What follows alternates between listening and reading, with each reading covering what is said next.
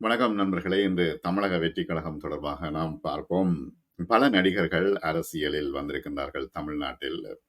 எம்ஜிஆர், ஜெயலலிதா, கருணாநிதி கூட அ திரைப்படத்திலிருந்து வந்திருக்கின்றார். அது மட்டுமல்ல, திரைப்படத்தின் ஊடாக தன்னுடைய பரப்புரைகளை கலைஞர் கருணாநிதி செய்திருக்கிறார்.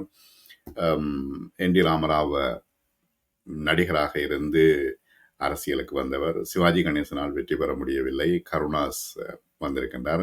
மற்றும் பல நடிகைகள் முதலமைச்சர் கனவுகளோடு பல அரசியல் கட்சிகளில் வேலை செய்திருக்கின்றார்கள். ஆனால் அவர்களால் ஜெயிக்க முடியவில்லை. தற்பொழுது நடிகர் விஜய் வந்திருக்கின்றார். விஜயினுடைய இந்த புதிய அரசியல் கட்சி எவ்வாறு நிலைக்கப் போகிறது? ரஜினிகாந்த் வருகின்றேன் என்று சொல்லிக்கொண்டு வராமலே விட்டுவிட்டார். கொள்கை என்ன என்று ஊடகவியலாளர்கள் கேட்ட பொழுது கொள்கையா என்று தடுமாறி போனார் அவர்.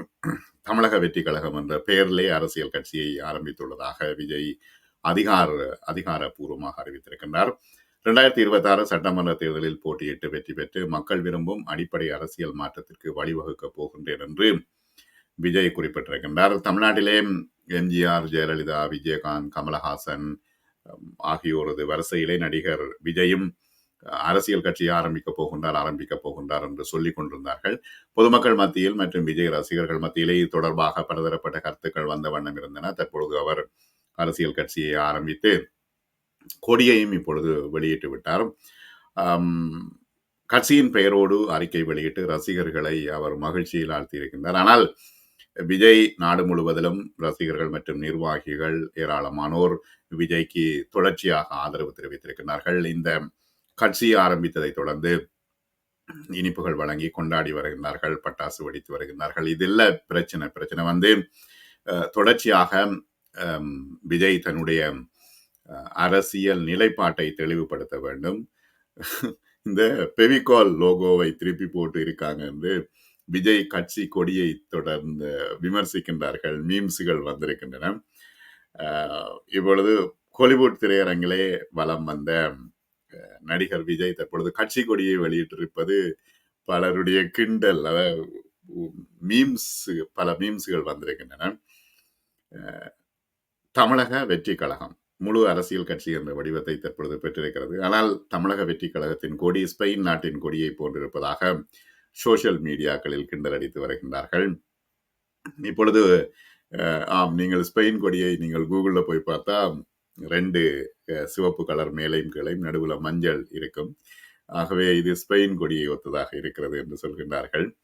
அடுத்தது, யாருடைய வாக்குகளை விஜய் குறிவைக்கப் போகின்றார் என்ற கேள்வி தற்பொழுது எழுகின்றது. கட்சியின் கொள்கைகள் என்ன, அரசியல் நிலைப்பாடு என்ன, யாருடன் கூட்டணி? இப்ப விஜய் சொல்வது மட்டும்தான் வேதமாக இருக்க போகின்றதா, அல்லது அவர் எவ்வாறான ஆலோசனையை பெறப்போகின்றார் என்கின்ற பல கேள்விகள் தற்பொழுது எழுந்திருக்கின்றன. அது மட்டுமில்ல, ஃபெவிகால் இருக்குதானே, அந்த ஒட்டுறது குளு, அதனுடைய லோகோ மாதிரியே இருக்கு. அது 2 பக்கமும் யானை 2 பக்கமும் இழுத்து கொண்டிருக்கும். அவ்வளவு திக்கான அந்த ஒட்டுற விஷயம் அது ஃபெவிகால் லோகோ போல இருக்கிறது என்று சிலர் கிண்டல் அடித்திருக்கிறார்கள். இன்னும் சிலர் சொல்கின்றார்கள் கவர்மெண்ட் ஆஃப் கர்நாடகா மாதிரி இருக்குது அந்த கொடி, 2 பக்கம் யானை. கேரளாவிலையும் அப்படித்தான், 2 பக்கம் யானை, நடுவில் இந்திய தேசிய சின்னம் மாதிரி இருக்குது கொடி என்று கிண்டல் அடித்தோம். வேறு சிலர் சொல்லியிருக்கிறார்கள் ஷரோன் பிளேவுட்ஸ் இருக்கு தானே, அதனுடைய லோகோ மாதிரி இருக்கு என்று சிலர் கிண்டல் அடித்திருக்கிறார்கள். இன்னும் சிலரோ ஸ்பெயின் கொடியும் இல்லை, கேரள சின்னம் இல்லை, இது ஷரோன் பிளைவுட் லோகோ என்று கிண்டல் அடித்திருக்கிறார்கள். மஞ்சள் வட்டத்தில் பச்சை நிறத்தில் யானை ஒன்று தும்பிக்கையை உயர்த்தியவாறு ஒற்றை காலை தூக்கி நின்று கொண்டிருக்கும். இதை கொஞ்சம் டிங்கரிங் செய்து தாவேகா கொடி என்று சொல்கின்றார்கள் என்று சொல்லிக் கொண்டிருக்கின்றார்கள். அடுத்தது, மேல சிவப்பு மஞ்சள் கீழையும் சிவப்பு, அது வந்து புலி போட்ட ஒரு லோகோ ஏற்கனவே இருக்குது. வெள்ளாளர் முன்னேற்ற கழகத்தினுடைய கொடி இருக்கிறது. ஆகவே இவ்வாறு சொல்லி வந்தாலும் கூட இந்திய ஜனநாயகத்தில் யாருக்கு வேண்டுமானாலும் அரசியலுக்கு வர உரிமை இருக்கிறது தானே. நடிகர் விஜயனுடைய முடிவுக்கு பாராட்டுக்கள், அவரது மக்கள் பணி சிறக்கட்டும் என்று உதயநிதி வாழ்த்தியிருக்கின்றார். மண்ணை ஆள்வதற்கு முன்னால் தமிழக மக்களின் மனங்களை விஜய் வெல்ல வேண்டும் என்று சீமான் வாழ்த்தியிருக்கின்றார். நாடாளுமன்ற தேர்தலில் அவர் போட்டியிடக்கூடாது, தலைகீழாக நின்று தண்ணி குடித்தாலும் நம்மை இந்தியாவை ஆள விடமாட்டார்கள் என்று சீமான் சொல்லியிருக்கின்றார். அடுத்து விடுதலை சிறுத்தைகள் கட்சி தலைவர் திருமாவளவன் சொல்லியிருக்கின்றார், அவரிடம் முற்போக்கு பார்வை சிந்தனை இருப்பதாக தெரிகிறது, அவர் கட்சி தொடங்கி இருப்பது வரவேற்கத்தக்கது என்று சொல்லியிருக்கின்றார். அதிமுகவின் முன்னாள் அமைச்சர் ஜெயக்குமார் சொல்லியிருக்கிறார், ஜனநாயகத்தில் யார் வேண்டுமானாலும் கட்சியை ஆரம்பிக்கலாம், 10 பேர் சேர்ந்து கூட கட்சியை ஆரம்பிக்கலாம். இப்ப தேர்தலில் என்ன விஷயம் என்பதுதான் இப்ப முக்கியமான விஷயம். அடுத்த நடிகர் விஜய் இன்னும் 2 படங்கள் அவருக்காக நடிக்க காத்திருக்கிறேன். ஆகவே 2 படங்கள் நடிச்சாலே 2-3 வருடங்கள் கடந்துவிடும். ஆனால் இப்ப 2026 ஆண்டு தேர்தல் வரப்போ ஒரு நேரத்தில் இவர் படம் நடிச்சு கொண்டு வந்து எப்படி மக்கள் மத்தியில போய் பிரச்சாரம் செய்வது என்கின்ற மிகப்பெரிய பிரச்சனை இருக்கிறது. ஆகவே ஒரு சில அரசியல் விமர்சகர்கள் சொல்கின்றார்கள், எப்படி விஜயினுடைய அப்பா சந்திரசேகர் கொண்டு வந்தாரோ அதே போல அவரிடம் ஆலோசனை கேட்டிருந்தால், அவரிடம் ஆலோசனை கேட்காமத்தான் இவர் செய்கின்றார் என்றுதான் அரசியல் விமர்சகர்கள் குறிப்பிடுகின்றார்கள்.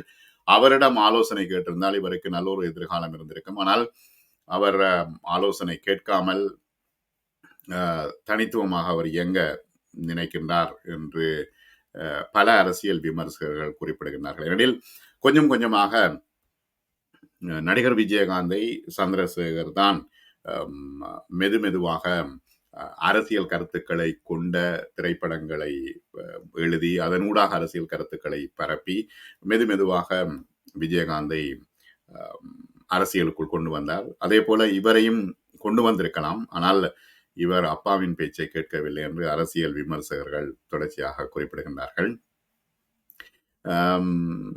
விஜயினுடைய தமிழக வெற்றி கழகம் ஒரு அறிக்கையை வெளியிட்டிருக்கிறது.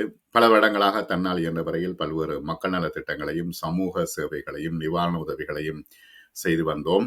இருப்பினும் முழுமையான சமூக பொருளாதார அரசியல் சீர்திருத்தங்களை கொண்டு வர ஒரு தன்னார்வ அமைப்பினால் மட்டும் இயலாத காரியம். அதனால் தான் இதற்கு அரசியல் அதிகாரம் தேவைப்படுகிறது என்று அவர் குறிப்பிட்டிருக்கின்றார். கட்சி பணிகளுக்கு இடையூறு இல்லாத வகையில் திரைப்பட பணிகளை முடித்துவிட்டு முழுமையாக அரசியலில் ஈடுபட போவதாக அவர் குறிப்பிட்டிருக்கின்றார். அதே வேளையில் கட்சியின் பெயரில் தமிழ்நாடு என்பதை தவிர்த்து தமிழகம் என பெயர் வைத்திருப்பதும் விமர்சிக்கப்பட்டு வருகிறது. இப்ப விமர்சனம் என்பது இனி தொடர்ந்து வந்து கொண்டே இருக்கும்.